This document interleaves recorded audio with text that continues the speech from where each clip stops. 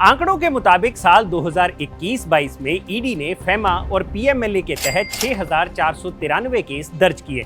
अब केस दर्ज किए हैं तो रेड भी हुई होगी, और रेड हुई होगी तो पैसा भी बरामद हुआ होगा। लेकिन क्या कभी आपने ये सोचा कि रेड के दौरान जो ईडी पैसा जब्त करती है उसका क्या होता है? पैसा ही क्यों, रेड में जो एसेट्स जब्त किए जाते हैं जैसे कि गोल्ड, प्रॉपर्टी या फिर कार, इन सब का ईडी क्या करती है? यही नहीं, कभी कभी तो ईडी द्वारा चला चलाया बिजनेस भी सीज कर लिया जाता है। तो कभी ये सोचा कि इस बिजनेस का ईडी क्या करती होगी? नहीं सोचा? तो चलिए आज सोच लेते हैं और देते हैं आपको इन सभी सवालों के जवाब। नमस्कार, मैं हूं भूपेंद्र सोनी और आप देख रहे हैं अनकट। सबसे पहले बात करते हैं ईडी द्वारा जब्त किए गए कैश की। ईडी को जब भी कोई रेड करनी होती है तो इसके लिए एजेंसी पहले एक सर्च वारंट हासिल करती है, और रेड के दौरान ईडी को जो भी चीजें मिलती है उनकी रिकवरी एक इंडिपेंडेंट विटनेस की निगरानी में की जाती है, और जब्त की गई चीजों का एक मेमो बनता है जिस पर उस विटनेस के साइन भी लिए जाते हैं।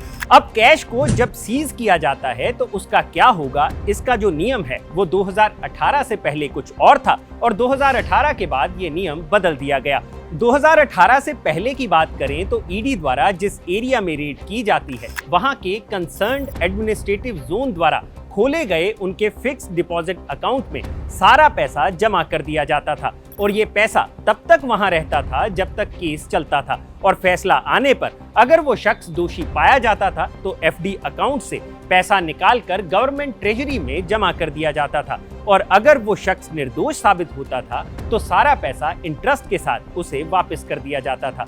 अब 2018 के बाद इस नियम में थोड़ा सा बदलाव हुआ है। 2018 के बाद जो पैसा ईडी द्वारा जब्त किया जाता है, अब वो पैसा कंसर्न एडमिनिस्ट्रेटिव जोन के एफडी अकाउंट में डालने की बजाय अब ईडी के नाम से एक नया पर्सनल डिपॉजिट अकाउंट खोलकर उसमें डाला जाता है। ये खाता सिर्फ एसबीआई में ही खोला जा सकता है।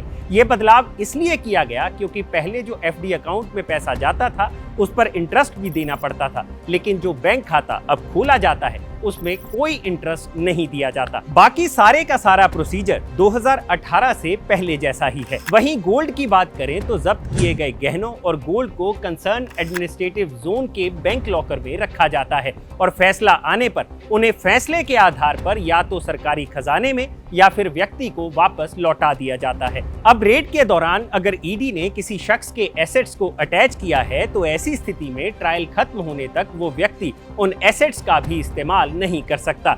यहाँ आपका ये जानना भी जरूरी है कि किसी संपत्ति को जब्त करने के बाद ईडी को 180 दिन मिलते हैं कि वो सेंट्रल गवर्नमेंट की एजुकेटिंग अथॉरिटी से संपत्तियों को अटैच करने का आदेश प्राप्त कर ले। अब अगर ईडी द्वारा किसी इमूवेबल प्रॉपर्टी जैसे कि लैंड या फिर घर को अटैच किया गया है तो ईडी उस जगह को खाली करने का नोटिस जारी कर सकती है, और अगर एक्यूज अपना घर खाली नहीं करता है तो ईडी उससे रेंट की डिमांड कर सकती है। हालांकि जिस व्यक्ति की वो प्रॉपर्टी है वो पीएमएलए एपीलेट ट्रिब्यूनल और आगे हाई कोर्ट में इसके खिलाफ अपील कर सकता है। अब अगर ईडी रेड में किसी का चला चलाया बिजनेस अटैच कर दे तो क्या होगा? ऐसी स्थिति में उस बिजनेस की सारी कमाई ईडी के उसी पर्सनल डिपॉजिट अकाउंट में जाएगी जिसमें कैश जमा होता है।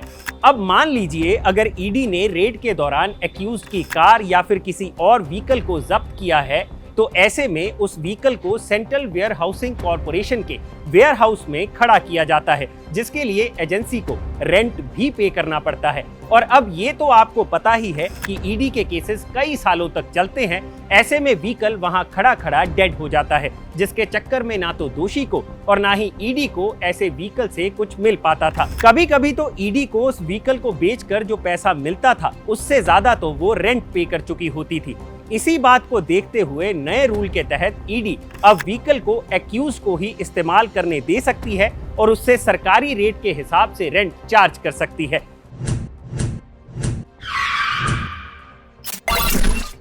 तो ये है ईडी द्वारा अटैच की गई संपत्तियों को लेकर पूरे नियम। आपको ये वीडियो कैसा लगा हमें कमेंट बॉक्स में जरूर बताइएगा, और इस वीडियो को शेयर करना मत भूलिएगा। आप देख रहे हैं अनकट। शुक्रिया।